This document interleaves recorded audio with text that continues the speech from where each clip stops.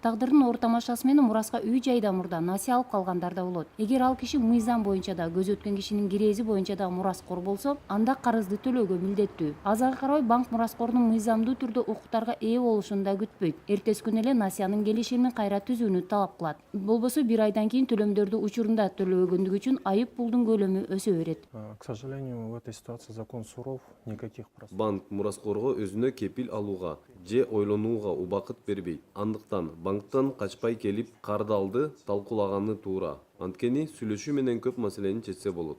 Эгер банктын кардарынын бир нече мураскору болсо, анда насыя кимдин мойнуна жүктөлөрү боюнча талаш жаралып, айрым учурда сотко чейин жетет. Кантсе да карызды төлөө керек болот. Болбосо банк күрөөгө коюлган мүлктү сатуу менен акчасын кайтарып алат же кепил берген кишинин насыянын калганын төлөөсүн талап кылат. У поручителей ситуация получается намного тяжелее. Почему? Кепил болгон кишиге мындай кырдаалда кыйын болот. Анткени ал мураскор эмес. Набыт болгон кишинин эч бир мүлкүнө эйлик кылган жок. Анткени менен насыясын төлөп бериши керек.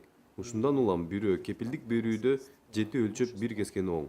Үй бүлө чогуу бузулуп жаткан учурда дагы насыяны ким төлөйт деген суроо жаралат. Мыйзам боюнча насыя кимге жазылган болсо милдет ошого жүктөлөт. Жубайлардын экөө тең төлөөдөн баш тартса, мында да кепил болгон кишиге банктын акчасын кайтарууга туура келет. Ну, допустим, если кредит был оформлен на супругу, Мында эгер ажырашкан киши ажырашуудан кийин анын финансылык жагдайы өзгөргөндүгүн далилдей алса, банк насыянын мөөнөтүн узартып жардамга келиши мүмкүн.